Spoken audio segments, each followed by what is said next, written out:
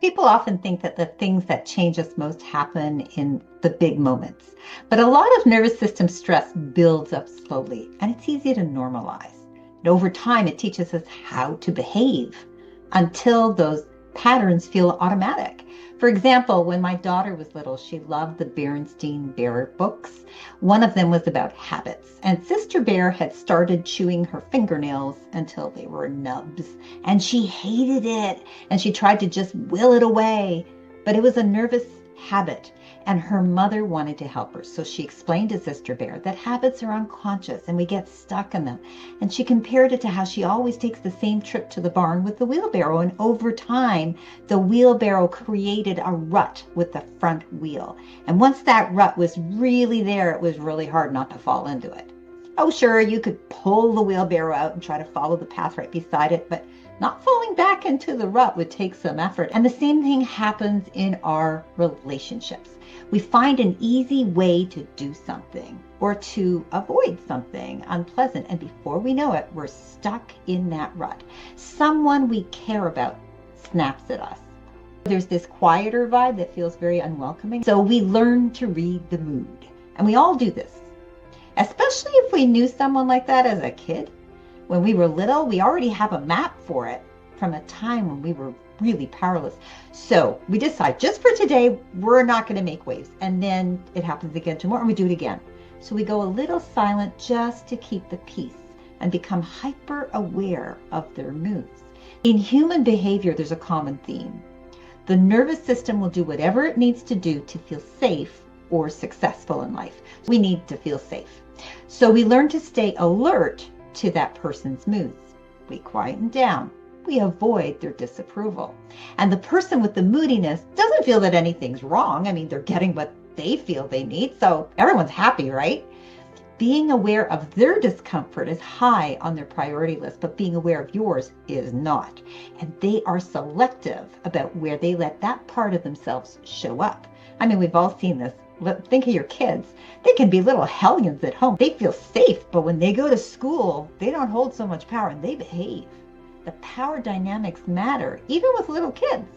So, as grown-ups, the moody person isn't moody in the honeymoon phase, but once they feel comfortable, they start testing what they can control. And the sensitive person who wants connection and belonging decides to just let it go, just this time, just to keep the peace. And that's how silence becomes an unconscious habit. Those forced silences add up and behavioral ruts forms. And one person starts to feel invisible and speaking up begins to feel unbearable.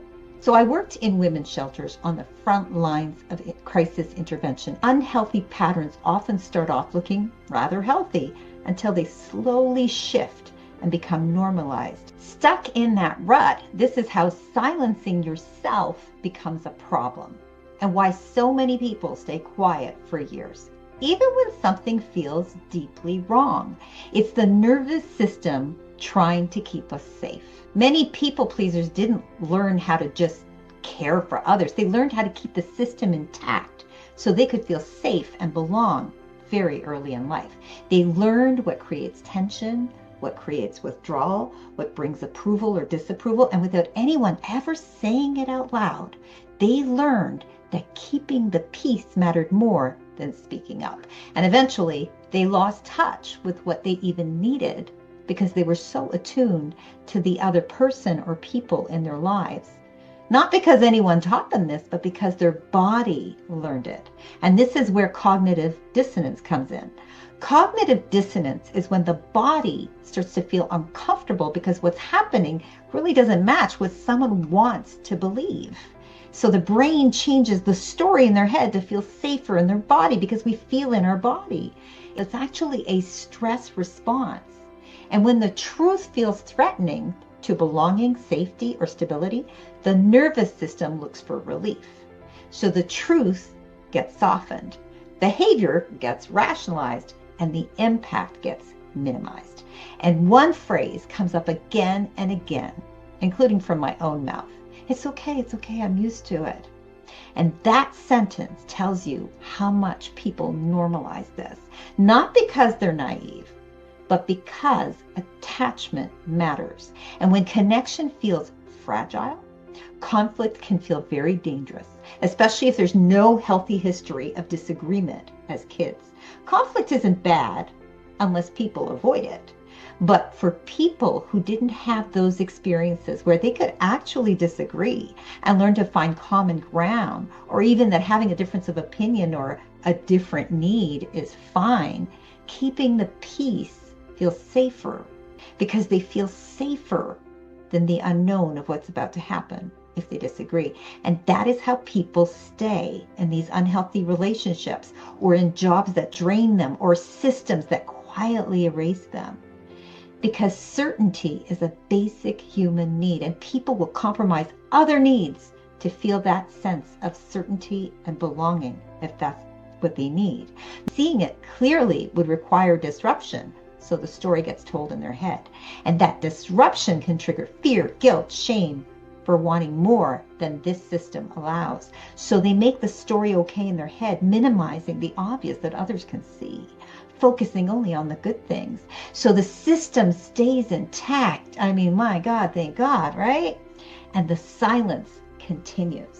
The stories are attached to the rut, and the silence that protects it are part of the system. Now, over time, that silence has a cost. Every time feelings are swallowed, every time an inner knowing in our body is overridden, every time harm is explained away, the body keeps the score.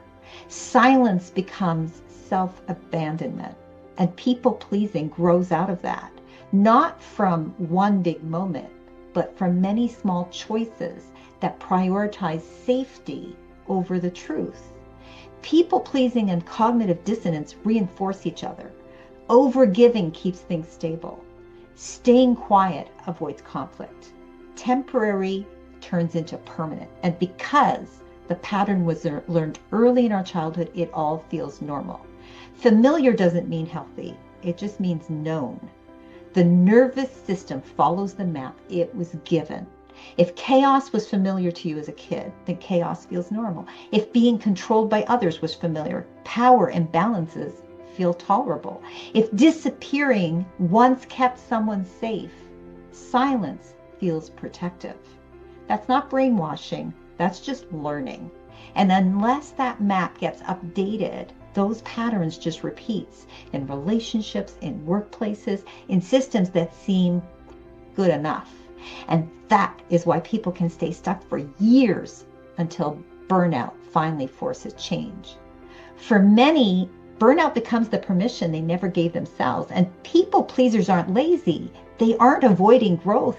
They aren't morally compromised. They're just trying to prevent collapse. Because at some point, collapse felt very dangerous to them. The shift doesn't come from trying harder or explaining better or giving more grace. It comes from noticing the cost, from asking, what does staying silent cost me? What does overgiving cost my body? What part of my mind or spirit is disappearing when I'm keeping the peace? Now, we are raised to have grace and to be kind to our loved ones, but we are supposed to do that for ourselves first. Learning to stop overgiving isn't selfish, it's self first. And it's updating the map that the nervous system has been using, recognizing that what once kept you safe may now be what's keeping you stuck in that rut. And that awareness doesn't require blame. It requires compassion, self-compassion. And that's how change actually begins. Not by tearing systems down overnight, but by choosing yourself in the moments where you used to disappear. That's not rebellion. That's self-repair. And it's possible and it's important because you matter.